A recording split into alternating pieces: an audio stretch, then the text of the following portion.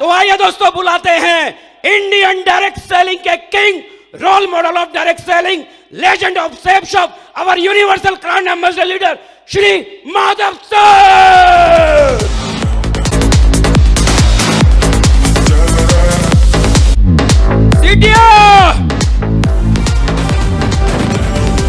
సూర్యుడు చంద్రుడు రాముడు భీముడు కృష్ణుడు విష్ణువు కలిసారంటే వీడు హే మాటలు వాడడు మౌనమే పేలుడు ఎక్కడికక్కడ లెక్కలు తేలుస్తాడు జనమే నేను నేనే జనమంటాడు రక్తం రంగే రక్షాగుణమంటాడు ఊపిరి మొత్తం ఉద్యమ రంగంలా దౌర్జన్యాన్ని నిర్జించేలా గర్జిస్తున్నాడు.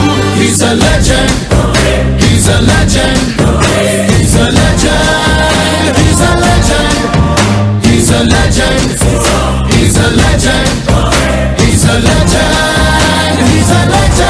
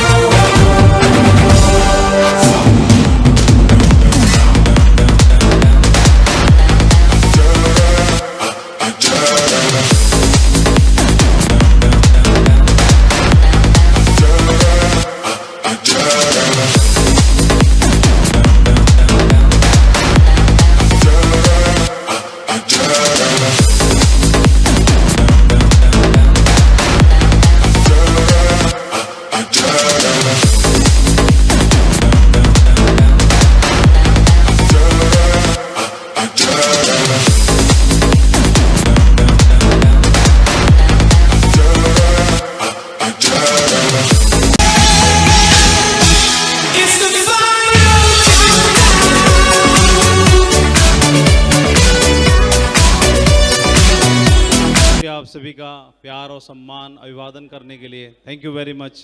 प्लीज बैठ जाइए। थैंक यू, शुक्रिया।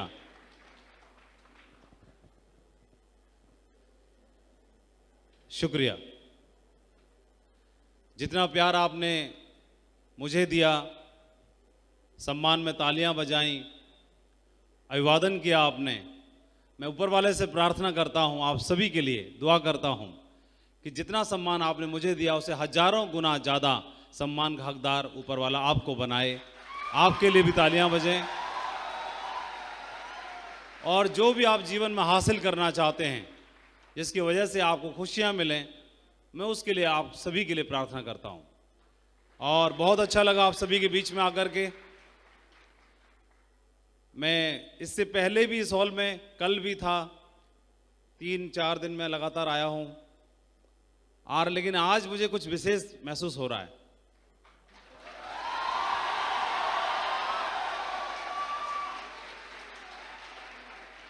और आप जानते हैं एनर्जी है वो महसूस करा देती है। तो आज इस हॉल में जो भी लोग बैठे हैं, इनकी आंखों में सफल होने की एक भूख है, और ये कामयाबी के लिए किसी भी लेवल तक कुछ भी करने के लिए तैयार हो सकते हैं, ऐसा मुझे लग रहा है। तो मैं बधाई देना चाहता हूं आप सभी को, कंग्रेचुलेशन। कल मैंने पूछा था कि कितने लोग बिहार से आए हैं, तो मालूम पड़ा कि तकरीबन 2 या 3 हाथ छोड़ करके, या अकेले विजयपाल जी को छोड़ के सभी लोग बिहार से थे। तो क्या ये प्रश्न आज भी पूछना चाहिए क्या मुझे? कितने लोग बिहार से आए हैं?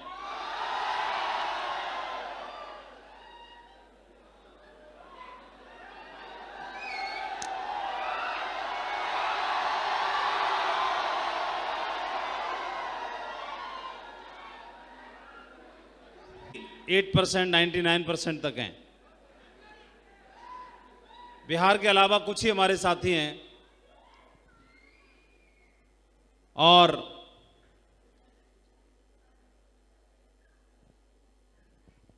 चंद्रगुप्त मौर्य के प्यार का उदाहरण बता रहे थे पिंटू कुमार जी। तो हमने सुना है कि लोग प्यार में हाथ की नसें काट लिया करते हैं। कहाँ है पिंटू जी? है ना? प्रेम पत्र नहीं लिखते हैं क्या? प्रेम पत्र लिखते समय लोग प्यार में, इश्क में हाथ की नसें काट लिया करते हैं, लेकिन बिहार के लोग प्यार में पहाड़ काट दिया करते हैं।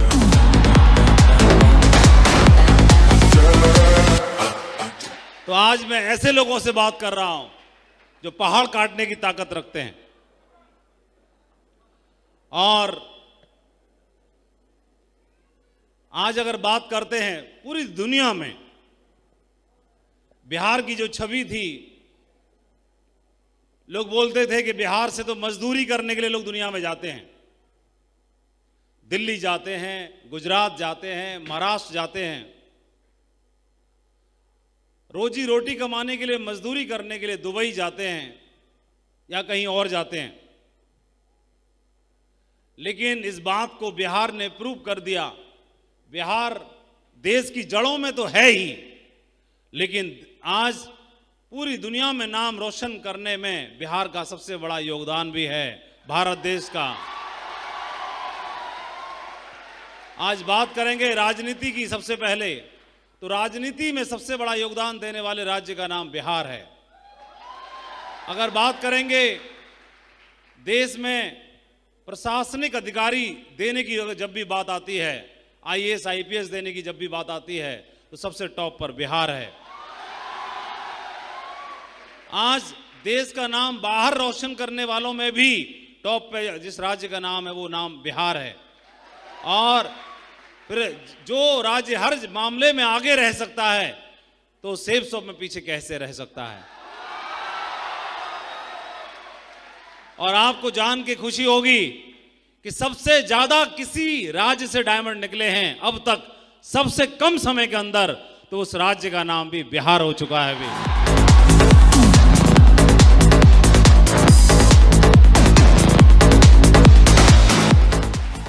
बहुत बहुत बधाई हो।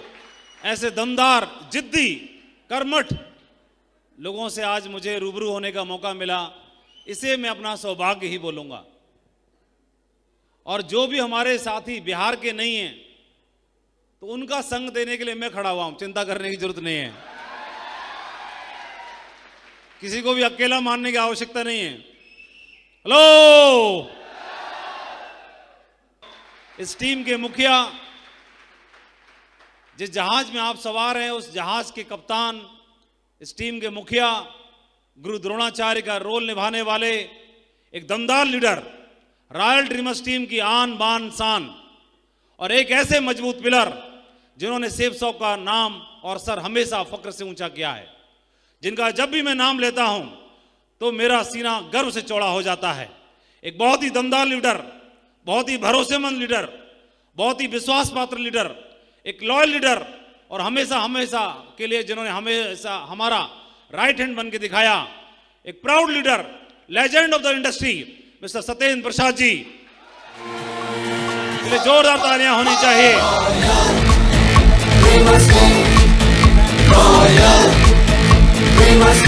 ग्रेट। 2003 में मैं सरकारी नौकरी के लिए तैयारी कर रहा था। मेरा जन्म यानी मेरी जन्मभूमि और कर्मभूमि आगरा ही है। मेरे पिताजी सरकारी नौकरी किया करते थे, दादाजी भी सरकारी नौकरी में थे। जिन घरों में सरकारी नौकरी होती है उन घरों में बच्चों को क्या संस्कार दिए जाते हैं कि आपको भी सरकारी नौकरी करनी चाहिए। तो मैं 4 भाई, 1 बहन, मेरा नंबर बीच में आता था। 2 मेरे से बड़े, 2 छोटे, तो बीच में नंबर आता था मेरा। कभी पढ़ाई में भी मैं हमेशा बीच में ही रहा, ना फर्स्ट आया ना थर्ड आया कभी, थ्रू आउट। ये रिकॉर्ड हमने हमेशा मेंटेन किया। और मेरा नाम एम से शुरू होता है और 26 लेटर में ये भी बीच में ही आता है, 13वें नंबर पे आता है, 13वें नंबर पे आता है। तो हमने सेफ शॉप प्लान देखने का मौका मिला। उस समय मैं सरकारी नौकरी के लिए तैयारी कर रहा था। ग्रेजुएशन करने के बाद ही कभी बैंक के लिए, कभी रेलवे के लिए, जहां भी मौका मिलता, जहां मैं फिट बैठ सकता था वहां प्रयास करता था। किसी ने बोला कि होटल मैनेजमेंट कर लो, मैंने कर लिया। किसी ने बोला कि ये डिप्लोमा कर लो, मैं कर लिया। किसी ने बोला कि सिविल की तैयारी कर लो, मैं वो भी कर लेते हैं। उसी दरमियान किसी ने बोला कि बीएड भी कर लो, मैं बोला वो भी कर लेते हैं, छोड़ेंगे कुछ भी नहीं, नौकरी मिलनी चाहिए। तो उसी दरमियान में मैं बीएड की पढ़ाई कर रहा था। उसी दरमियान में ये शेप्स ऑफ बिजनेस, मुझे जिंदगी बदल देने वाला बिजनेस 2003 में मुझे देखने का मौका मिला। इस बिजनेस को मैंने देखा, देखने के बाद किसी को भी इतना भरोसा तो नहीं होता कि उसका जीवन बदल सकता है।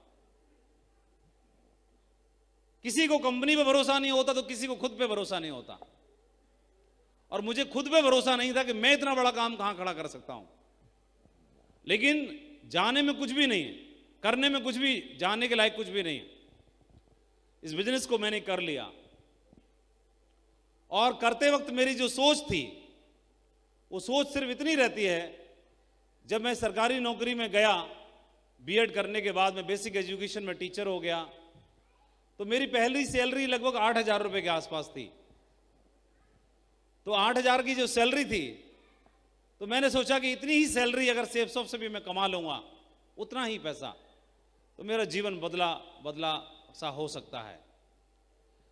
उदाहरण के लिए, अगर कोई व्यक्ति एक महीने में 50,000 रुपए कमाता है सैलरी से, तो 50,000 रुपए और अतिरिक्त अलग से उसकी आमदनी होना शुरू हो जाए, तो कोई भी नौकरी वाला व्यक्ति ये सोचता है कि 50,000 रुपए से घर का खर्चा चला लेंगे और 50,000 रुपए को बचत में कर लेंगे, है ना। तो दूसरों से हम थोड़ा सा मजबूत और थोड़ा सा आगे बढ़ जाएंगे। यही सोच होती है कि नहीं होती है? इस बिजनेस को करते वक्त भी मेरी यही सोच थी, और इस बिजनेस को मैंने बहुत ही साधारण सोच के साथ, नॉर्मल नौकरी की तरह इस बिजनेस को मैंने ज्वाइन किया, उतनी इनकम पाने के लिए। और इस बिजनेस को करते करते मुझे 17 साल पूरे हो चुके, 18वां साल चल रहा है, 18वां साल चल रहा है। और जब भी हम कभी जर्नी करते हैं फ्लाइट में या कहीं और, तो बगल वाली सीट वाला पूछता है कि सर क्या करते हैं आप, कहाँ जा रहे हैं? तो हम बताते हैं कि इस तरह से बिजनेस करते हैं, डायरेक्ट सेलिंग बिजनेस करते हैं। बोला वेरी नाइस। तो कहीं ना कहीं इस बिजनेस को, डायरेक्ट सेलिंग को, नेटवर्क मार्केटिंग को अब लोग जानना शुरू कर दिया है, पहचान रहे हैं। जब मैंने ये प्लान देखा था, तो जीवन में पहली बार इस तरह के बिजनेस के बारे में सुना था, कभी भी जानता नहीं था, कभी भी नहीं जानता था कि इस तरह के बिजनेस प्लान होते हैं, इस तरह कंपनी में काम करके हम आगे बढ़ सकते हैं, एम्पायर बना सकते हैं। तो साथी ट्रैवलिंग करने वाले पूछते हैं कि कितने समय से कर रहे हैं आप? तो मैं बोलता हूं मेरे को 18वां साल चल रहा है। वो मुंह फाड़ देता है, 18 साल। फिर पूछता है कितनी कंपनियां की आपने? मैं बोलता एक ही। फिर मुंह फाड़ता है, 18 साल से एक ही कंपनी में, कितने लक्की हैं आप? मैं बोला मैं तो लक्की हूं, मेरी कंपनी तो 21वें साल में प्रवेश कर चुकी है। तो उनको और जलन होती है, उनको लगता है कि कैसा ऐसे संभव हो सकता है। फिर वो बोलते हैं कि आप रियली बहुत लकी हैं, बहुत भाग्यशाली हैं। फिर मैं चुपके से अपना पीठ खुद ही थोप लेता हूं, ऐसे कर लेता हूं, शाबाशी दे लेता हूं, बहुत बढ़िया, अच्छा काम किया। तो फ्लाइट में कोई और शाबाशी तो देगा नहीं।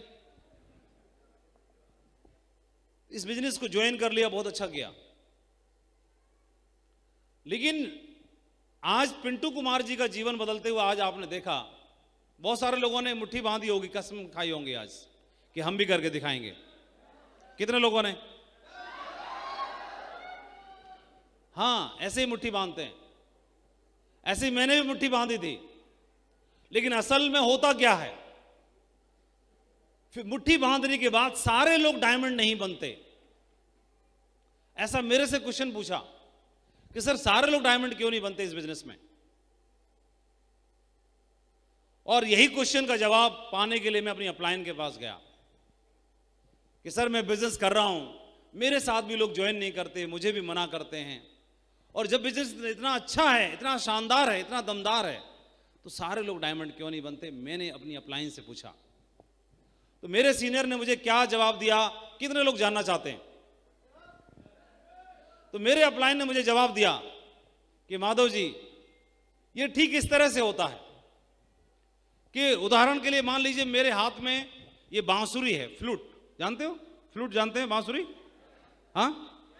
और जब भी कोई बच्चा किसी बांसुरी वाले को बजाते हुए देख लेता है, वो बांसुरी बजा रहा होता, तो देखता है कि इस बांस में से, छोटे से बांस में से कितनी सुंदर धुन आ रही है, कितना सुंदर बज रही है, कितना सुंदर म्यूजिक आ रहा है, और उससे हम इंस्पायर हो जाते हैं।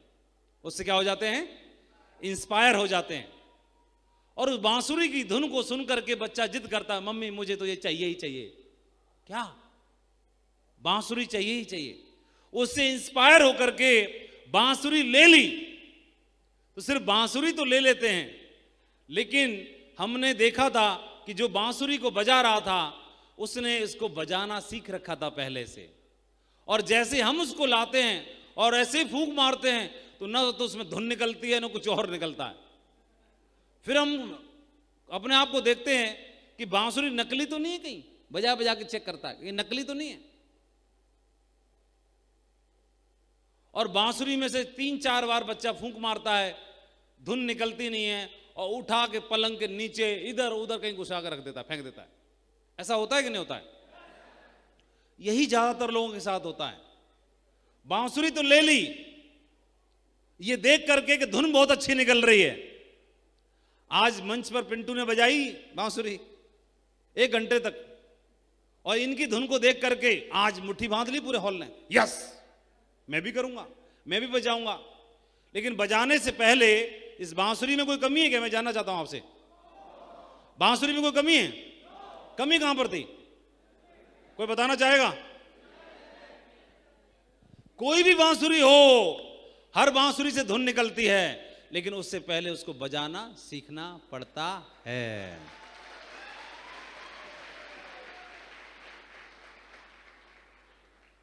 और मुझे बोला कि माधव जी आप भी बजाना चाहते हो बांसुरी को? मैं बोला मैं तो तुरंत ही बजाना चाहता हूं। तो बोले बजेगी? तो मैं समझ गया सर क्या बताना चाहते हो। इस बिजनेस को सीख के करना, सीख के करोगे तो ऐसी धुन निकलेगी कि आपका जीवन परिवर्तन हो जाएगा। आज एक जीवन बदला, आपने देखा पिंटू जी का जीवन बदला, उससे पहले आप फ्रंट रो में डायमंड्स को देख रहे हैं, इनका जीवन बदला, अगला नंबर आपका भी हो सकता है, ऐसा मुझे मेरे अपलाइन ने बोला। और फिर मुझे एक बात और समझाई गई। मैंने इस बिजनेस को ज्वाइन किया, और ज्वाइन करने के बाद मेरी नौकरी भी लग गई। फिर मैंने पूछा कि सर ये बांसुरी को मैं बजाना चाहता हूं और मैं नौकरी में हो गया हूं, अब मुझे आप समझा दो कि सचमुच में बिजनेस में करना चाहता हूं, मुझे मेरा मार्गदर्शन करो कि मैं कैसे करूं। तो उन्होंने मुझे बताया कि माधव जी दुनिया में हर इंसान को ऊपर वाले ने 24 घंटे का वक्त दिया है। क्या ये बात सही है? थोड़ा हाथ खड़ा करके बताएंगे तो मुझे समझ में आएगा। Very good. और कोई भी आदमी, सामाजिक आदमी, चाहे वो प्राइवेट नौकरी करता है, चाहे सरकारी नौकरी करता है, चाहे वो अपना खुद का काम धंधा करता है, चाहे किसानी करता है, चाहे मजदूरी करता है, चाहे बिजनेस करता है, ऐसे मान लेते हैं 24 घंटे में से सुबह जब जागता है, तैयार होता है और वो सजदा करता है, नमाज अदा करता है, पूजा करता है और नौकरी के लिए तैयार होता है, वहां तक पहुंचने में, ट्रैवलिंग करने में और सुबह तैयार होने में लगभग 3 घंटे का वक्त उसका निकल जाता है। क्या ये बात सही है? जो नौकरी करोगे तो नौकरी के लिए तैयार होकर जाना पड़ेगा कि नहीं जाना पड़ेगा? तो लगभग 3 घंटे का वक्त निकल जाता है। तो 24 माइनस 3 कितना घंटा बचा? 21 घंटे। अब आप जहां पर नौकरी करने के लिए जाते हैं तो लगभग एक औसत देखते हैं तो 8 घंटे की नौकरी करनी पड़ती है सबको। क्या ये बात सही है? तो 21 माइनस 8 घंटे आपने जॉब किया, 21 माइनस 8 कितना घंटा बचा आपका? 13 घंटे। और 13 घंटे में से नौकरी कंप्लीट होने के बाद घर वापस आओगे तो ट्रैवलिंग करने में और आके फ्रेशन अप होने में लगभग 2 घंटे का वक्त और चला जाता है। तो कितना घंटा बचा हमारे पास? 11 घंटे। और 11 घंटे में लगभग एक आम आदमी 8 घंटे की नींद लेता है, 8 घंटे रेस्ट करता है, सोता है। तो कितना घंटा बचा? 3 घंटे।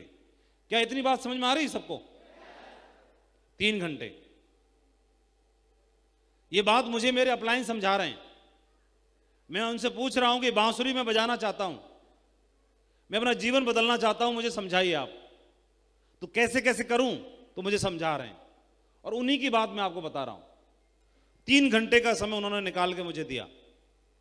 अब उन्होंने मुझे बताया कि माधव जी, ये 3 घंटे अलग अलग रुचि के आधार पर, अलग अलग इंटरेस्ट लेवल के आधार पर अलग अलग तरह के लोग इस समय का इस्तेमाल करते हैं। कुछ लोग 3 घंटे में परिवार के साथ, बच्चों के साथ बैठते हैं। कुछ लोग इस 3 घंटे में टीवी देखते हैं। कुछ लोग न्यूज़पेपर पढ़ते हैं। कुछ लोग सोशल मीडिया पर वक्त बिताते हैं। कुछ लोग फेसबुक पर वक्त बिताते हैं। कुछ लोग अपने रिश्तेदारी में यहाँ वहाँ बात करते हैं। कुछ लोग इसको उसको फ़ोन लगा लेते हैं, है ना। और ये आपको देखना है, अगर ये 3 घंटे का वक्त जो आप अलग से मैनेज करने की कोई आवश्यकता नहीं है, ये 3 घंटे का वक्त जो इधर उधर लगाते हैं, फेसबुक पर, सोशल मीडिया पर, मोबाइल में, टीवी में, न्यूज़पेपर में, रिश्तेदारों में, इस 3 घंटे के वक्त को अगर सही जगह इस्तेमाल कर लें, सेफ शॉप में इस्तेमाल कर लिया जाए, तो आपका जीवन बदलाव हो सकता है, जीवन बदल सकता है, ऐसा मुझे समझाया। क्या ये बात आप तक पहुंच रही है? और अगर आप ज्यादा एम्बिशियस हैं, जीवन में कुछ और बड़ा करना चाहते हैं, तो इन 3 घंटों को धीरे धीरे आप बढ़ा सकते हैं। मैं बोला सर कैसे, मैं तो नौकरी में हूं, ये तो आपने पूरा पैक कर दिया मामला। बोले बढ़ा सकते हैं, और ये तब बढ़ेगा आदमी के ऊपर, जो ज्यादा एम्बिशियस आदमी होगा इन 3 घंटों को और बढ़ा सकता है। बढ़ाने के पीछे फिर उन्होंने एक चार्ट मुझे और समझाया। उन्होंने मुझे समझाया कि माधव जी, आदमी जो भी काम करता है, नौकरी करता है, प्राइवेट, सरकारी, बिजनेस करता है, सेल्फ एम्प्लॉयड, मजदूरी करता है, किसानी करता है, तो उसके पीछे 2 वजह रहती हैं, कारण रहते हैं। क्या ये दिख रहा है आपको? उधर दिख रहा है? कारण रहते हैं। कारण क्या रहते हैं? उन्होंने बताया, एक आदमी के 2 तरह के खर्चे होते हैं। एक खर्चे होते हैं डेली के, दैनिक खर्चे बोलते हैं जिन्हें। क्या आप मेरी मदद करना चाहोगे कि दैनिक खर्चे, डेली खर्चे कौन कौन से होते हैं? दूध का खर्चा, सब्जी का खर्चा, राशन का खर्चा। बाकी ऐसे गूंगे बहरे से बैठे, मालूम नहीं है क्या डेली का खर्चा होता है? तो बोल क्यों नहीं रहे? हाँ बोलो। हाँ, इन्होंने बोला राशन का खर्चा, दूध का खर्चा और पढ़ाई का खर्चा। हाँ हाँ हाँ, राशन आ तो गया, तेल अलग होता है क्या? बस कर रहा है। हाँ अच्छा, पेट्रोल का, पेट्रोल बोल रहा होगा। अच्छा ठीक है। और दवाई का खर्चा, बिल्कुल सही बोला। और बच्चों की फीस का खर्चा, ट्यूशन का खर्चा। पेट्रोल भी बोल रहे हैं। हाँ पेट्रोल लिख लिया। मोबाइल खर्चा, मोबाइल का खर्चा, ठीक है। और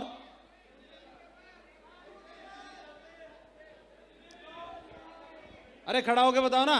बोला बिजली का बिल। अच्छा बिजली का बिल, बिजली का बिल, बिजली बिल। और बोलो, ये थोड़ा मार्कर लाइए दूसरा। बोला न्यूज़पेपर। न्यूज़पेपर का, ठीक है, न्यूज़पेपर का हो गया। और भाड़ा का, रूम रेंट हो गया, ठीक है। और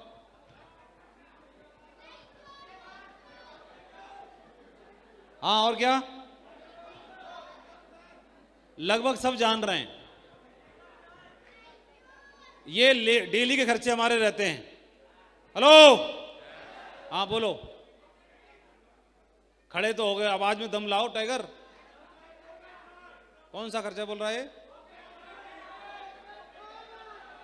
क्या गर्लफ्रेंड को घुमाने खर्चा? तो खड़ा होके घुमा रहा है, वो भी खर्चा है। देखो, वो भी इसी में जोड़ ले रहा है। हाँ, पता नहीं कौन सा बता रहा है।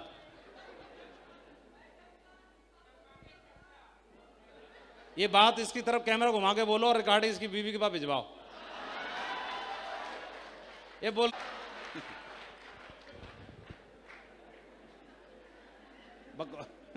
इसकी जरूर कुटाई होनी है आज घर में।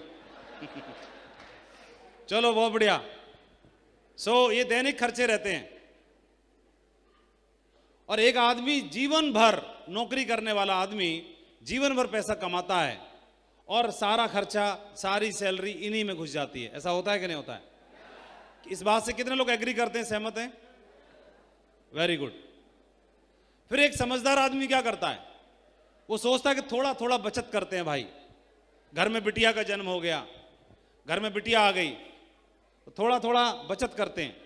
तो थोड़ा थोड़ा बचत करेंगे तो क्या करेगा वो, 500 रुपये महीना, 1000 रुपया महीना पोस्ट ऑफिस में MIS खोल देगा, वो RD खोल देगा, वो सुकन्या खाता खोल देगा, है ना? करता है कि नहीं करता है?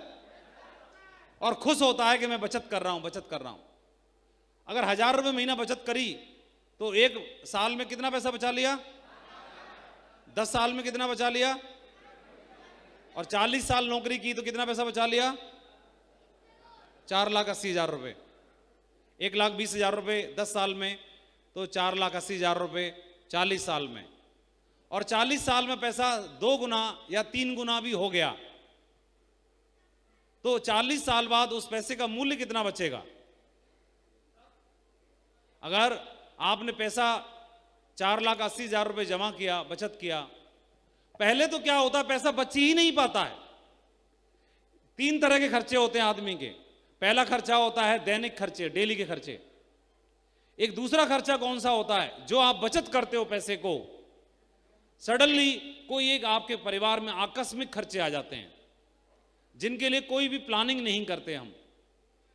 कभी किसी के घर में कोई हेल्थ का इश्यू आ गया, कभी तबीयत खराब हो गई, कभी कुछ ऐसा दिक्कत खड़ी हो गई जिसके लिए पैसा व्यवस्था करना पड़ता है। और जितना पैसा हम जमा करते हैं वो सारा पैसा उसमें लग जाता है। ऐसा होता है कि नहीं होता है? और कई कई बार तो लोगों को उल्टा कर्जा लेके भी पैसा लगाना पड़ता है। क्या इस बात से सहमत हैं आप लोग?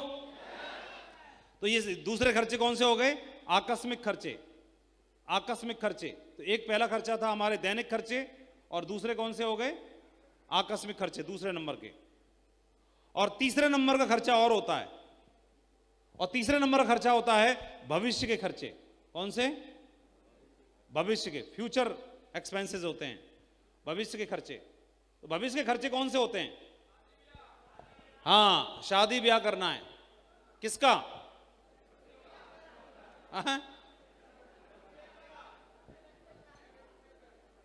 ये शादी का, घर बनाने का, बिटिया घर में है तो उसे डॉक्टर बनाने का, बेटा है इंजीनियर बनाने का, एक कार का सपना, एक पक्का मकान बनाने का सपना, घर छोटा ही क्यों ना हो, एक कमरे का ही क्यों ना हो, लेकिन अपना हो, इस बात का सपना। या पेरेंट्स को हज पे भेजने का सपना, या पेरेंट्स को 4 धाम की यात्रा कराने का सपना। ये सब कौन से होते हैं? भविष्य के होते हैं। होते हैं कि नहीं होते हैं? क्या ये बात आपको समझ में आ रही है? कितने लोगों को? ठीक है। कल के लोग इस बात को बड़े ध्यान से सुन रहे थे। आज 2-3 बंदे हैं जो उछल कूद कर रहे हैं, बस 2-3 हैं। इसीलिए स्टेज से ऊंची बनाई जाती है ताकि देख लें कौन उछल कूद कर रहा है। बाकी लोग सब ध्यान से सुन रहे हैं। अब वो 2-3 भी ध्यान से सुन रहे हैं। तो गलती उनकी नहीं थी, मेरी थी। पहले मैंने क्यों नहीं टोका? अब भविष्य के खर्चे। तो भविष्य के खर्चे कौन से? भविष्य के खर्चे बिटिया को डॉक्टर बनाने का, अपना घर बनाने का, कार का, कुछ और करने का, पेरेंट्स को हज पे भेजने का, है ना, 4 धाम भेजने का, कुछ और करने का। ये भविष्य के खर्चे होते हैं। और हमारी सारी सैलरी तो इसी में चली गई, दूध में, पानी में, बत्ती में, बिजली में, न्यूज़पेपर में, ट्यूशन फीस में। फिर दूसरा आकस्मिक खर्चे, जो आपने बचत की 500 रुपये महीना, 1000 रुपया महीना, वो सारी किस में चली गई? आकस्मिक खर्चों में चली गई। अब आप बताइए, बचत कुछ आपके पास है नहीं, और भविष्य के खर्चे कंपलसरी हैं कि नहीं है? वो रहेंगे कि नहीं रहेंगे? बिटिया की शादी करनी पड़ेगी कि नहीं करनी पड़ेगी? बेटी डॉक्टर बनने का सपना अधूरा रहेगा या पूरा करना पड़ेगा? और तो सुकन्या खाते से पूरा हो जाएगा? नहीं, घर का खर्चा है, अपना घर बनाना है, इसको मिटा दें। कई लोग सोच रहे होंगे इन्होंने नौकरी तो छोड़ दी लेकिन मास्टरी वाली आदत नहीं छोड़ी, अभी भी ब्लैक बोर्ड मार्क और पर लगे पड़े हैं। अभी बच्चों के मम्मी पापा को पढ़ाते हैं। तनख्वाह कई गुना ज्यादा है ना? बढ़िया नहीं है? तो पहले भी यही चलाना था और अभी भी यही चलाना है, और कुछ काम नहीं है। तो अब क्या करना है, बेटी डॉक्टर बनेगी, बेटी डॉक्टर का बनने का सपना, अपना घर का सपना, खुद का घर का, अपना घर,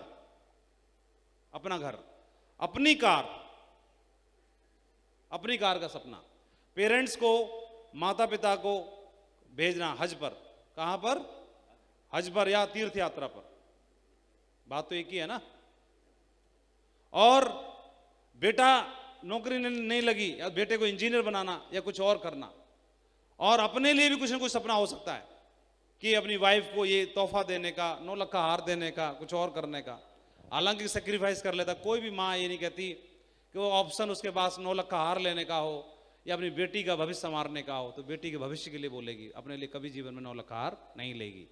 तो ये कुछ ऐसे हैं जो कंपलसरी हैं, चाहिए ही चाहिए। और इन भविष्य के खर्चों के लिए अब आपके पास तो पैसा बचा नहीं। मैं आपसे प्रश्न करता हूं ना, नौकरी कर रहे हैं तो आदमी आंख बंद कर लेता है, सेब सौ का प्लान जब भी जाता है ना आंख बंद कर लेता है, नहीं मैं क्या करूंगा करके, मैं तो नौकरी में पहले से ही हूं, मुझे क्या जरूरत है। वही बता रहा हूं, ये मेरे अपलाइन ने मुझे बताया कि माधव जी पहले तुम समझ लो तुमको जरूरत है भी कि नहीं, है ना। और जैसे ही सुनना शुरू किया तो मेरे कान ढंग से खोल लिए मैंने और ध्यान से सुनना शुरू कर दिया। और जब मुझे पता चला तो अभी आपके पास पैसा तो है नहीं, बेटी बड़ी होगी तो क्या बोलोगे, बेटी डॉक्टर बनने का सपना तो भूल जाओ, पापा के पास पैसा तो है नहीं, अपने घर का सपना तो भूल जाओ, और अपनी कार का सपना तो भूल जाओ, और माता पिता को बोलो भूलो, क्या जरूरत है जाने की। तो अभी ये सब चीजों के लिए, भविष्य के खर्चे के लिए और आकस्मिक खर्चे के लिए भी आदमी को अपनी सैलरी के अलावा अतिरिक्त आय, अलग से पैसा, अतिरिक्त आय की आवश्यकता है या नहीं है, सही बताओ, है कि नहीं है। कितने लोग बोलते हैं हाँ है, ठीक है। अब उनका मुझसे अगला प्रश्न था, उन्होंने बोला कि माधव जी अगर है तो इसकी क्या व्यवस्था है आपके पास, क्या व्यवस्था बताओ। मेरे से पूछ रहे थे और मैं अकड़ के बैठा था। मैं अकड़ के क्यों बैठा हूं, अरे अकड़ के इसलिए बैठा हूं कि मेरी तो नौकरी लगने वाली है, मुझे क्या ये फालतू काम करने की आवश्यकता है, घर घर जाने की आवश्यकता है, लोगों से बात करने की आवश्यकता है। ये काम तो उनके लिए है जिनको कुछ काम धंधा नहीं है, भूखे मर रहे हैं जो। तो उन्होंने मेरे से पूछा कि माधव जी आपके पास क्या व्यवस्था है इसकी। मेरे पास कोई जवाब नहीं था। अब मेरे को समझ में आ गया कि बिल्कुल, अब मुझे बताइए क्या मुझे सेव सॉफ्ट बिजनेस की आवश्यकता अब है कि नहीं है? अब माधव के अलावा इस हॉल में जो लोग बैठे हैं, क्या इनको भी इस बिजनेस को करने की आवश्यकता है कि नहीं है? तो पहले तो हमको यह समझ में आया कि बिजनेस हमें करना क्यों है। फिर दूसरी बात उन्होंने समझाई कि अभी समझ में आ गया कि करना क्यों है, तो ये तो समझ में आ गया, अब करना कैसे है ये भी मैंने पूछा। तो मैंने बोला कि सर अब मुझे ये भी समझा दो, क्यों तो आपने बता दिया, क्यों करना है ये समझ में आ गया, अब कैसे करना ये और समझा दो। तो उन्होंने मुझे बांसुरी वाला उदाहरण बताया कि जब तक सीखेंगे नहीं तब तक मुश्किल होगी। अब आप मुझे बताइए, अगर आपको आपका रीजन मालूम है कि क्यों करना है बिजनेस, तो जब मेरी बेटी की डॉक्टर बनने की बात आएगी तो वो बनना जरूरी है कि नहीं है? तो क्या उसके लिए मैं 4 लोगों को, 5 लोगों को, 10 लोगों को प्लान दिखाने जाऊंगा और किसी ने मुझे मना कर दिया तो क्या मैं रुक सकता हूं, टूट सकता हूं, थक सकता हूं क्या? भाई ये पैसा कमाने के लिए, मेरे पास बिजनेस करने के लिए, ज्यादा पैसा कमाने के लिए बिजनेसमैन बनने का मतलब होता है निवेश, पैसा लगाना। और हमारे बिजनेस में निवेश कितना करना पड़ता है? जो 10,000 बोल रहा है मेरा भाई, 10,000 का राशन खा गया होगा लेकर के। 10,000 रुपए में कुछ लिया कि नहीं लिया आपने? कुछ लिया कि नहीं लिया? आपने शॉपिंग की, खरीदारी की। ये मार्कर है मेरे हाथ में, अगर मैंने इसके 20 रुपए दिए तो मैंने मार्कर खरीदा, दुकान वाले के पास मेरा कुछ नहीं बचा। क्या ये बात सही है? अगर मैंने कोई भी खरीदारी की, बदले में मैंने प्रोडक्ट लिया और प्रोडक्ट को मैं इस्तेमाल कर रहा हूं, यही तो करना है, यही तो करना है। घर में, किचन में इस्तेमाल होने वाले प्रोडक्ट, बाथरूम में यूज होने वाले प्रोडक्ट, सुबह गुड मॉर्निंग से लेके गुड नाइट तक के product, genuine product, 100% genuine product. और आप देखेंगे कितने लोग दिल पे हाथ रख के बोलते हैं कि सेप्सो के प्रोडक्ट के बारे में मत पूछो, जो प्रोडक्ट हैं वर्ल्ड क्लास प्रोडक्ट है, बहुत ही शानदार प्रोडक्ट हैं। बोलते हैं कि नहीं बोलते हैं आप लोग? जब नोनी जाती है तो परिवार में असर दिखाती है कि नहीं दिखाती है? एलोवेरा जाता है तो परिवार में असर दिखाता है कि नहीं दिखाता है? जब आदमी टूथपेस्ट करता है तो उसका रिजल्ट उसको दिखाई देता है कि नहीं दिखाई देता है? जब भगवत गीता जाती है तो घर में संस्कार पनपते हैं कि नहीं पनपते हैं? ये काम करना था। और भगवत गीता के बारे में कितने कॉन्फिडेंटली लोग प्रमोट करते हैं। हमारे बिजनेस की क्या पहचान है, मैं जरूर चाहूंगा एक दो फोटो आपको दिखाना, एक अगर कनेक्ट हो तो दिखाइए।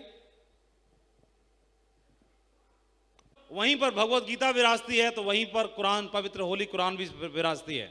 हमारा बिजनेस किसी जाति के लिए, किसी धर्म संप्रदाय के लिए नहीं है।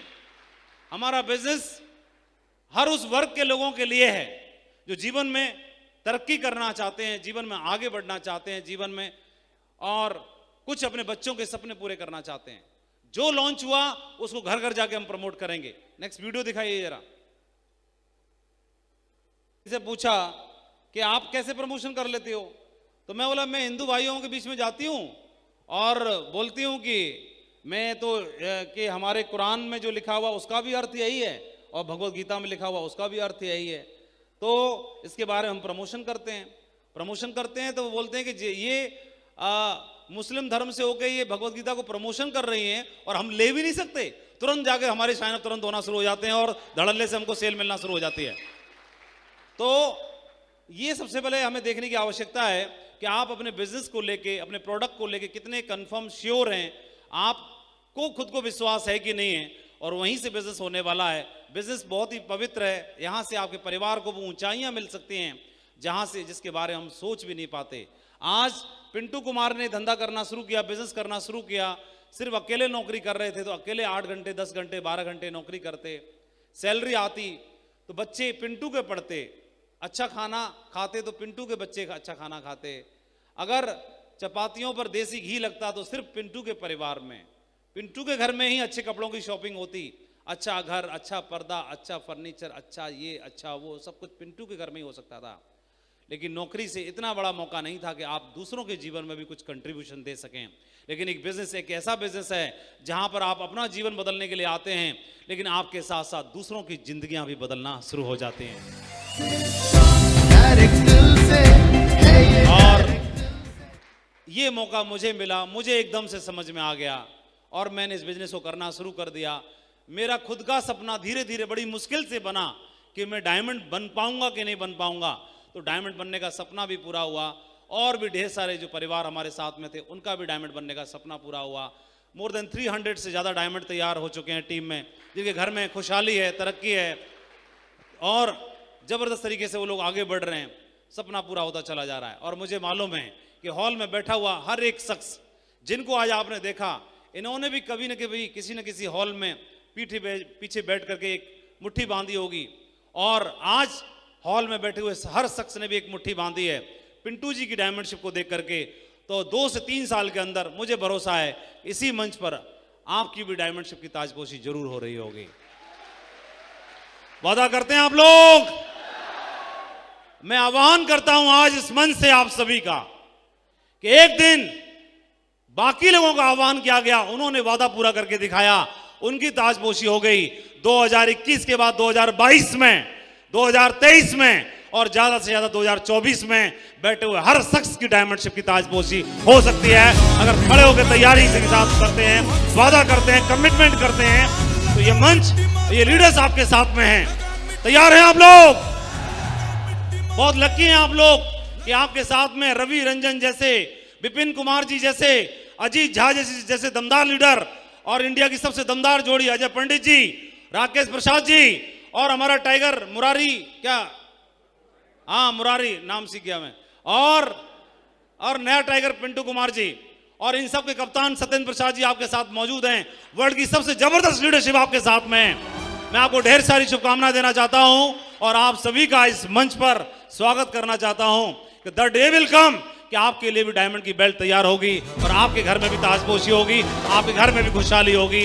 इस बात का हम यहां से कमिटमेंट करते हैं। मैं ढेर सारी शुभकामनाएं देना चाहता हूं आप सभी को, आपके जीवन के लिए, आपके परिवार के लिए। आपने जो सपने देखे हैं, ऊपर वाले से प्रार्थना करता हूं चुन चुन के आपके सारे सपने पूरे हों। सेप्स ऑफ बिजनेस इस वर्ल्ड का सबसे जबरदस्त बिजनेस है। इस बिजनेस के माध्यम से आप देखेंगे 21वें साल में प्रवेश कर चुका है, भारत की टर्नओवर में नंबर 1 कंपनी बन चुकी है, ये टीम नंबर 1 बन चुकी है। अब आपका नंबर 1 बनना बाकी रह गया है। अगर आपने कदम से कदम मिलाया, अगले 3 साल, अगले 4 साल, तो आपके घर में भी वो खुशहाली हो सकती है। तैयार हैं आप लोग? कितने लोग तैयार हैं? बहुत बहुत बधाई हो, बहुत बहुत शुभकामनाएं आपको। Thank you very much, wish you all the best and go diamond. Thank you.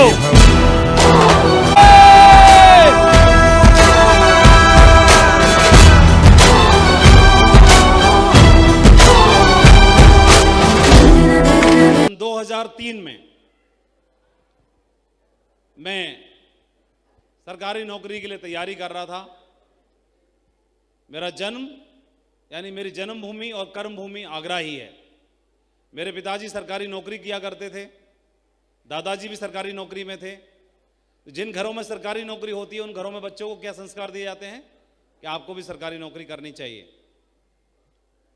तो मैं 4 भाई, 1 बहन, मेरा नंबर बीच में आता था। 2 मेरे से बड़े, 2 छोटे, तो बीच में नंबर आता था मेरा। कभी पढ़ाई में भी मैं हमेशा बीच में ही रहा, ना फर्स्ट आया ना थर्ड आया कभी, थ्रू आउट। ये रिकॉर्ड हमने हमेशा मेंटेन किया।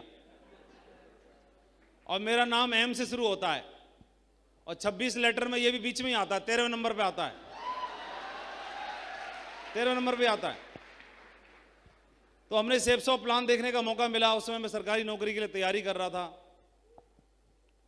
ग्रेजुएशन करने के बाद ही कभी बैंक के लिए, कभी रेलवे के लिए, जहां भी मौका मिलता, जहां मैं फिट बैठ सकता था वहां प्रयास करता था। किसी ने बोला कि होटल मैनेजमेंट कर लो, मैंने कर लिया। किसी ने बोला कि ये डिप्लोमा कर लो, मैं कर लिया। किसी ने बोला कि सिविल की तैयारी कर लो, मैं वो भी कर लेते हैं। उसी दरमियान किसी ने बोला कि बीएड भी कर लो, मैं बोला वो भी कर लेते हैं, छोड़ेंगे कुछ भी नहीं, नौकरी मिलनी चाहिए। तो उसी दरमियान में मैं बीएड की पढ़ाई कर रहा था। उसी दरमियान में ये सेप्स ऑफ बिजनेस, मुझे जिंदगी बदल देने वाला बिजनेस 2003 में मुझे देखने का मौका मिला। इस बिजनेस को मैंने देखा। देखने के बाद किसी को भी इतना भरोसा तो नहीं होता कि उसका जीवन बदल सकता है। किसी को कंपनी पे भरोसा नहीं होता तो किसी को खुद पे भरोसा नहीं होता। और मुझे खुद पे भरोसा नहीं था कि मैं इतना बड़ा काम कहां खड़ा कर सकता हूं। लेकिन जाने में कुछ भी नहीं है, करने में कुछ भी, जाने के लायक कुछ भी नहीं है। इस बिजनेस को मैंने कर लिया। और करते वक्त मेरी जो सोच थी, वो सोच सिर्फ इतनी रहती है, जब मैं सरकारी नौकरी में गया, बीएड करने के बाद मैं बेसिक एजुकेशन में टीचर हो गया, तो मेरी पहली सैलरी लगभग 8,000 रुपए के आसपास थी। तो 8,000 की जो सैलरी थी, तो मैंने सोचा कि इतनी ही सैलरी अगर सेप्स ऑफ से भी मैं कमा लूंगा, उतना ही पैसा, तो मेरा जीवन बदला सा हो सकता है। उदाहरण के लिए अगर कोई व्यक्ति एक महीने में 50,000 रुपए कमाता है सैलरी से, तो 50,000 रुपए और अतिरिक्त अलग से उसकी आमदनी होना शुरू हो जाए, तो कोई भी नौकरी वाला व्यक्ति ये सोचता है कि 50,000 रुपए से घर का खर्चा चला लेंगे और 50,000 रुपए को बचत में कर लेंगे, है ना। तो दूसरों से हम थोड़ा सा मजबूत और थोड़ा सा आगे बढ़ जाएंगे। यही सोच होती है कि नहीं होती है? इस बिजनेस को करते वक्त भी मेरी यही सोच थी। और इस बिजनेस को मैंने बहुत ही साधारण सोच के साथ, नॉर्मल नौकरी की तरह इस बिजनेस को मैंने ज्वाइन किया, उतनी इनकम पाने के लिए।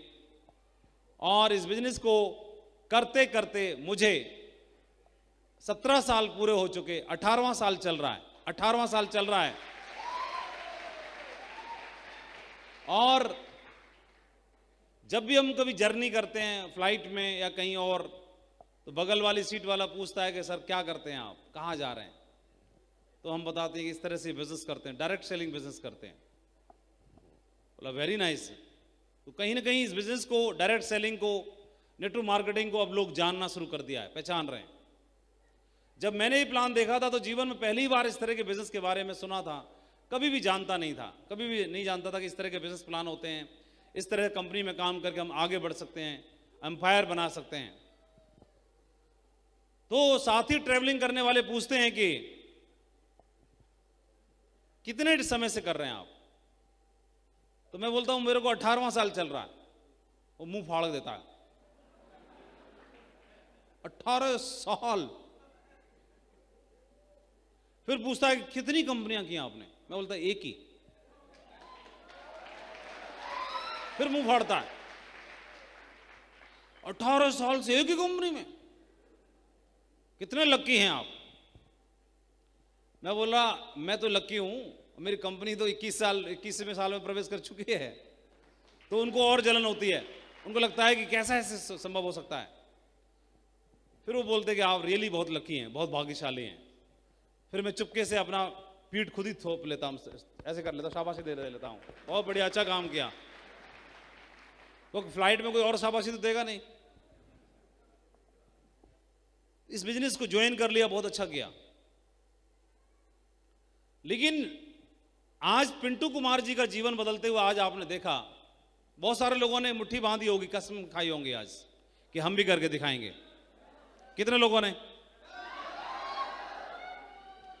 हाँ, ऐसे ही मुट्ठी बांधते हैं। ऐसे ही मैंने भी मुट्ठी बांधी थी। लेकिन असल में होता क्या है,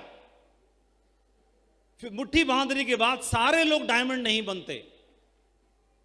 ऐसा मेरे से क्वेश्चन पूछा कि सर सारे लोग डायमंड क्यों नहीं बनते इस बिजनेस में? और यही क्वेश्चन का जवाब पाने के लिए मैं अपनी अपलाइन के पास गया कि सर मैं बिजनेस कर रहा हूं, मेरे साथ भी लोग ज्वाइन नहीं करते, मुझे भी मना करते हैं। और जब बिजनेस इतना अच्छा है, इतना शानदार है, इतना दमदार है, तो सारे लोग डायमंड क्यों नहीं बनते? मैंने अपनी अपलाइन से पूछा। तो मेरे सीनियर ने मुझे क्या जवाब दिया, कितने लोग जानना चाहते हैं? तो मेरे अपलाइन ने मुझे जवाब दिया कि माधव जी, ये ठीक इस तरह से होता है कि उदाहरण के लिए मान लीजिए मेरे हाथ में ये बांसुरी है, फ्लूट, जानते हो? फ्लूट जानते हैं, बांसुरी? हाँ।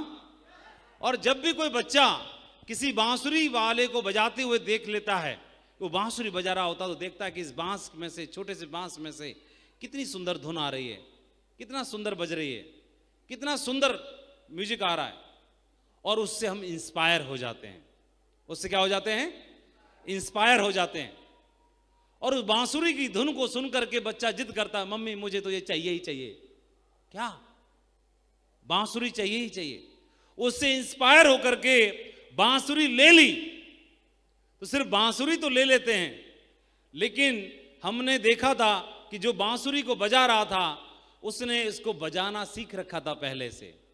और जैसे हम उसको लाते हैं और ऐसे फूंक मारते हैं तो ना तो उसमें धुन निकलती है ना कुछ और निकलता है।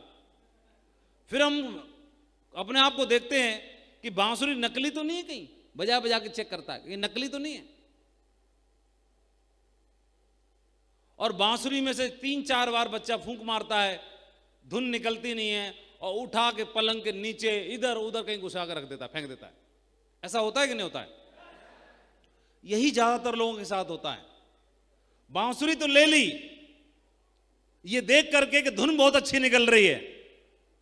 आज मंच पर पिंटू ने बजाई बांसुरी 1 घंटे तक, और इनकी धुन को देख करके आज मुट्ठी बांध ली पूरे हॉल ने, यस मैं भी करूंगा, मैं भी बजाऊंगा। लेकिन बजाने से पहले इस बांसुरी में कोई कमी है क्या? मैं जानना चाहता हूं आपसे, बांसुरी में कोई कमी है? कमी कहां पर थी? कोई बताना चाहेगा? कोई भी बांसुरी हो, हर बांसुरी से धुन निकलती है, लेकिन उससे पहले उसको बजाना सीखना पड़ता है।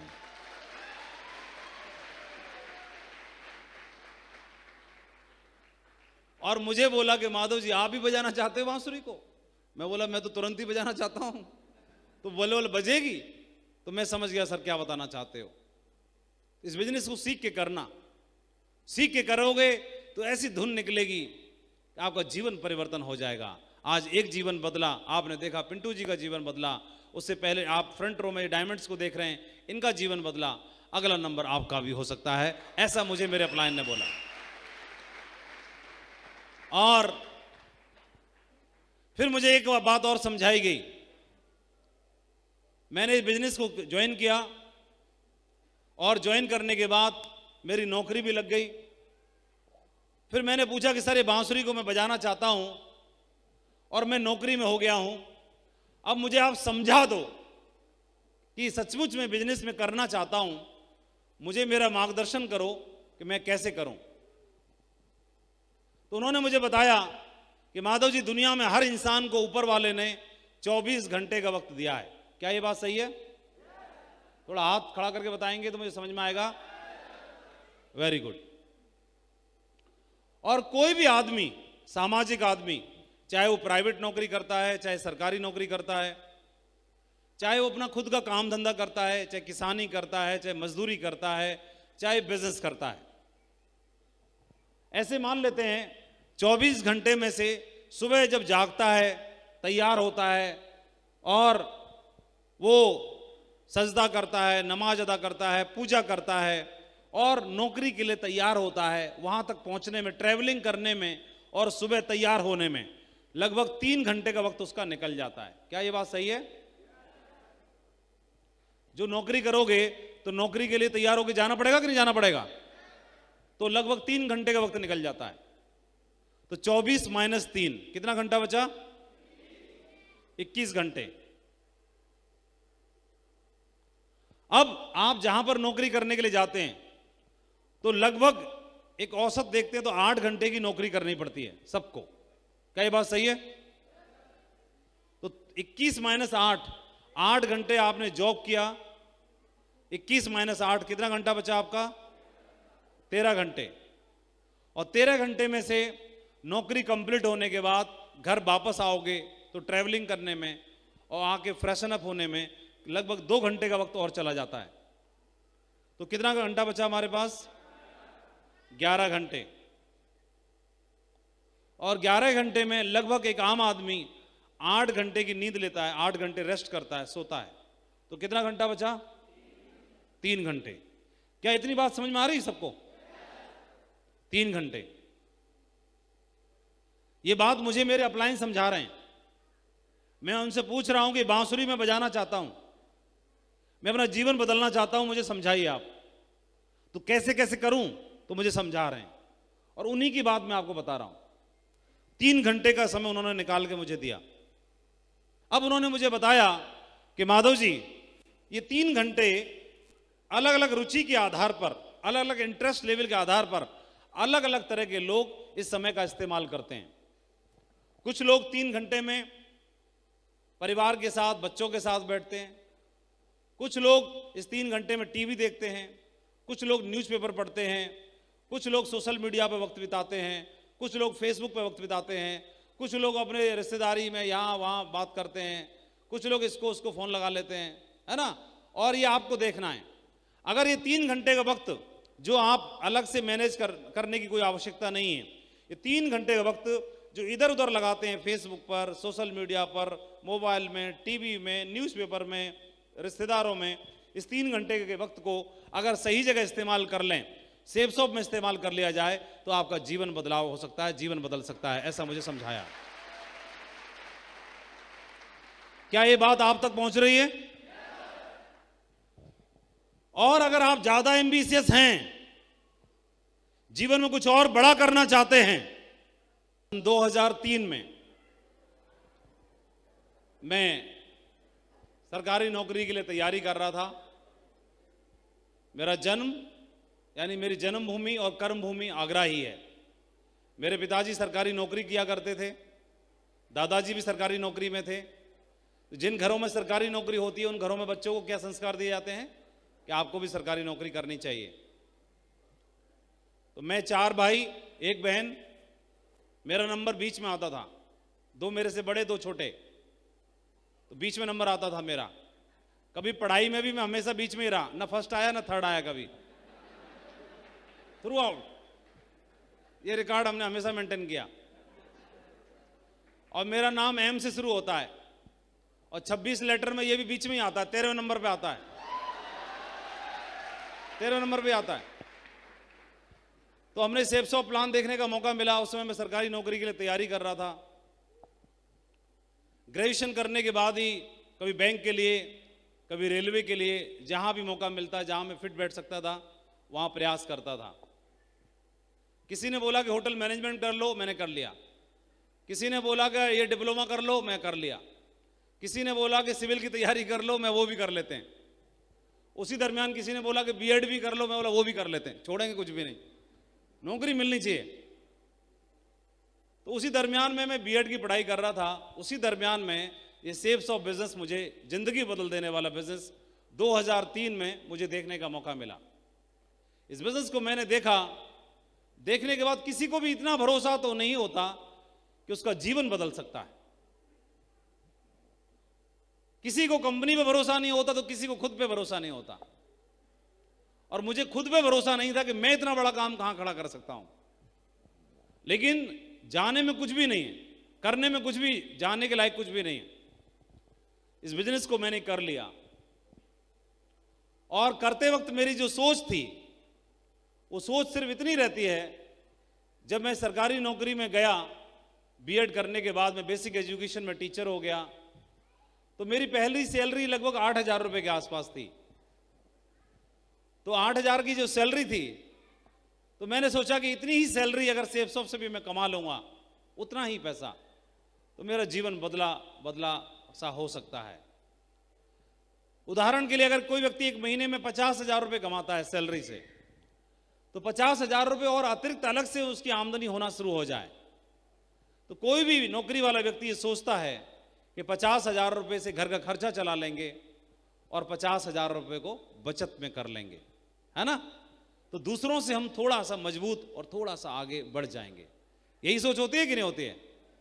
इस बिजनेस को करते वक्त भी मेरी यही सोच थी, और इस बिजनेस को मैंने बहुत ही साधारण सोच के साथ, नॉर्मल नौकरी की तरह इस बिजनेस को मैंने ज्वाइन किया, उतनी इनकम पाने के लिए। और इस बिजनेस को करते करते मुझे 17 साल पूरे हो चुके, 18वां साल चल रहा है, 18वां साल चल रहा है। और जब भी हम कभी जर्नी करते हैं फ्लाइट में या कहीं और, तो बगल वाली सीट वाला पूछता है कि सर क्या करते हैं आप, कहाँ जा रहे हैं? तो हम बताते हैं कि इस तरह से बिजनेस करते हैं, डायरेक्ट सेलिंग बिजनेस करते हैं। बोला वेरी नाइस। तो कहीं ना कहीं इस बिजनेस को, डायरेक्ट सेलिंग को, नेटवर्क मार्केटिंग को अब लोग जानना शुरू कर दिया है, पहचान रहे हैं।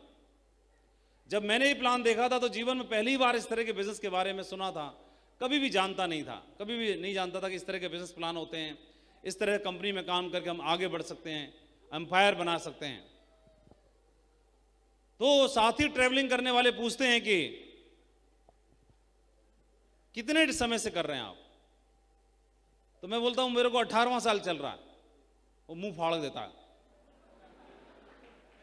18 साल। फिर पूछता है कितनी कंपनियां की आपने? मैं बोलता एक ही। फिर मुंह फाड़ता है, 18 साल से एक ही कंपनी में, कितने लक्की हैं आप? मैं बोला मैं तो लक्की हूं, मेरी कंपनी तो 21वें साल में प्रवेश कर चुकी है। तो उनको और जलन होती है, उनको लगता है कि कैसा ऐसे संभव हो सकता है। फिर वो बोलते हैं कि आप रियली बहुत लकी हैं, बहुत भाग्यशाली हैं। फिर मैं चुपके से अपना पीठ खुद ही थोप लेता हूं, ऐसे कर लेता हूं, शाबाशी दे लेता हूं, बहुत बढ़िया, अच्छा काम किया। क्योंकि फ्लाइट में कोई और शाबाशी तो देगा नहीं। इस बिजनेस को ज्वाइन कर लिया, बहुत अच्छा किया। लेकिन आज पिंटू कुमार जी का जीवन बदलते हुए आज आपने देखा, बहुत सारे लोगों ने मुट्ठी बांधी होगी, कसम खाई होंगी आज कि हम भी करके दिखाएंगे। कितने लोगों ने? हाँ, ऐसे ही मुट्ठी बांधते हैं। ऐसे ही मैंने भी मुट्ठी बांधी थी। लेकिन असल में होता क्या है, फिर मुट्ठी बांधने के बाद सारे लोग डायमंड नहीं बनते। ऐसा मेरे से क्वेश्चन पूछा कि सर सारे लोग डायमंड क्यों नहीं बनते इस बिजनेस में? और यही क्वेश्चन का जवाब पाने के लिए मैं अपनी अपलाइन के पास गया कि सर मैं बिजनेस कर रहा हूं, मेरे साथ भी लोग ज्वाइन नहीं करते, मुझे भी मना करते हैं, और जब बिजनेस इतना अच्छा है, इतना शानदार है, इतना दमदार है, तो सारे लोग डायमंड क्यों नहीं बनते? मैंने अपनी अपलाइन से पूछा। तो मेरे सीनियर ने मुझे क्या जवाब दिया, कितने लोग जानना चाहते हैं? तो मेरे अपलाइन ने मुझे जवाब दिया कि माधव जी, ये ठीक इस तरह से होता है कि उदाहरण के लिए मान लीजिए मेरे हाथ में ये बांसुरी है, फ्लूट, जानते हो? फ्लूट जानते हैं? बांसुरी हाँ? और जब भी कोई बच्चा किसी बांसुरी वाले को बजाते हुए देख लेता है, वो बांसुरी बजा रहा होता तो देखता है कि इस बांस में से, छोटे से बांस में से कितनी सुंदर धुन आ रही है, कितना सुंदर बज रही है, कितना सुंदर म्यूजिक आ रहा है, और उससे हम इंस्पायर हो जाते हैं। उससे क्या हो जाते हैं? इंस्पायर हो जाते हैं। और उस बांसुरी की धुन को सुन करके बच्चा जिद करता है, मम्मी मुझे तो ये चाहिए ही चाहिए। क्या? बांसुरी चाहिए ही चाहिए। उससे इंस्पायर होकर के बांसुरी ले ली। तो सिर्फ बांसुरी तो ले लेते हैं, लेकिन हमने देखा था कि जो बांसुरी को बजा रहा था उसने इसको बजाना सीख रखा था पहले से, और जैसे हम उसको लाते हैं और ऐसे फूंक मारते हैं तो ना तो उसमें धुन निकलती है ना कुछ और निकलता है। फिर हम अपने आप को देखते हैं कि बांसुरी नकली तो नहीं है, कहीं बजा बजा के चेक करता है, ये नकली तो नहीं है। और बांसुरी में से 3-4 बार बच्चा फूंक मारता है, धुन निकलती नहीं है, और उठा के पलंग के नीचे इधर उधर कहीं घुसा कर रख देता है, फेंक देता है। ऐसा होता है कि नहीं होता है? यही ज्यादातर लोगों के साथ होता है। बांसुरी तो ले ली, ये देख करके कि धुन बहुत अच्छी निकल रही है। आज मंच पर पिंटू ने बजाई बांसुरी 1 घंटे तक, और इनकी धुन को देख करके आज मुट्ठी बांध ली पूरे हॉल ने, यस मैं भी करूंगा, मैं भी बजाऊंगा। लेकिन बजाने से पहले इस बांसुरी में कोई कमी है क्या? मैं जानना चाहता हूं आपसे, बांसुरी में कोई कमी है? कमी कहां पर थी? कोई बताना चाहेगा? कोई भी बांसुरी हो, हर बांसुरी से धुन निकलती है, लेकिन उससे पहले उसको बजाना सीखना पड़ता है।